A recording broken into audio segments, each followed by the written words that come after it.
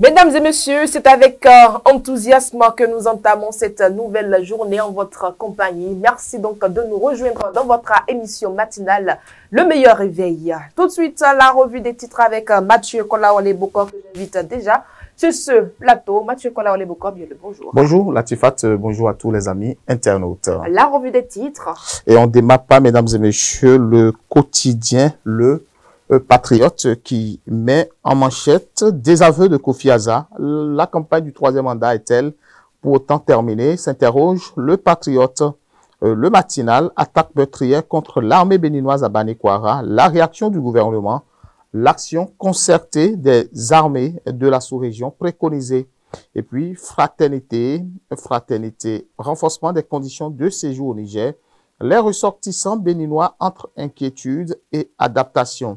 Visa Info, mise en place du comité d'investigation sur l'ampleur et l'impact de ces actions sur le BR. Ça se corse pour le vice-président.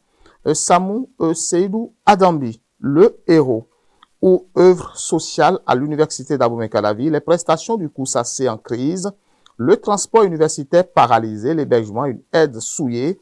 Les responsables du COUS se justifient. Le déchaîné du jeudi, interprétation du feu Yekou, un truc de fou, et puis on met Djalé, pardon, Baïnon, ne me quitte pas, tout ira mieux cette année, le Tofa annoncé, fou Guidi Yekou, la prospérité, nous allons enfin desserrer les ceintures, et puis Baïnon qui répond, tu parles, le Fa ne fabrique pas l'argent, tu refuses de travailler et tu comptes sur fou Guidi Yekou, tu es définitivement un pauvre type, mais en manchette le jeudi déchaîné. Matin libre, Niger-Bénin, Burkina Faso, indispensable coopération militaire, décryptage info, Bénin, la politique nationale de financement du développement, approuvé, Latifat Korino. Merci pour la présentation des revues des titres de ce matin. Mesdames et messieurs, nous passons tout de suite à la présentation de l'actualité de ce matin. Bénin, Niger, Burkina Faso, il est indispensable d'avoir une coopération militaire entre ces trois pays. Et évidemment, oublions l'AES, oublions la CEDEAO, oublions les guéguerres nées de la fermeture des frontières par le Bénin après le putsch du général de brigade Abdourahmane Tiani. Laissons de côté les accusations de base militaire française où seraient entraînés des terroristes au Bénin et faisons front commun contre le terrorisme qui frappe le Bénin, le Niger et le Burkina Faso. Cette réalité est tellement évidente, Latifat, et c'est la conclusion à laquelle est aussi arrivée l'armée béninoise à la suite de l'attaque du point triple dans le nord qui a coûté la vie à une trentaine d'officiers.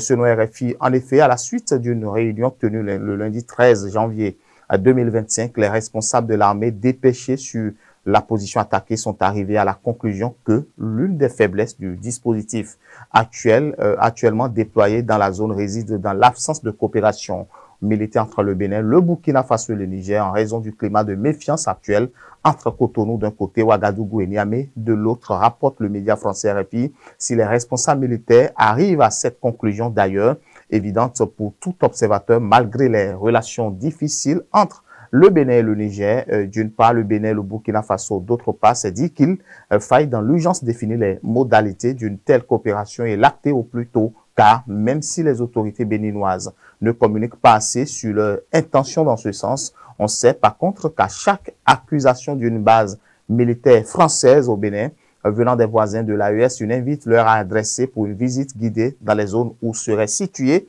ces prétendues bases. C'est déjà le signe d'une main tendue du Bénin à aller dans le sens d'une coopération militaire, mais à chaque fois, pas de réponse de la part des voisins de l'AES. Il ne suffit donc pas que le Bénin manifeste une volonté, il faut que cette volonté ait un écho favorable auprès du général Tiani, du Niger et du capitaine Ibrahim Traoré du Burkina Faso. L'attaque du pont triple montre combien de fois le Bénin, le Niger et le Burkina Faso partagent quelque chose en commun, des frontières. Bien évidemment, ici, c'est ce qui unit ces pays qui est plus fort que ce qui les divise. N'est-il pas temps qu'ils fassent taire les querelles pour dégager leur territoire, l'ennemi commun? Le terrorisme s'interroge quand même. Matin libre.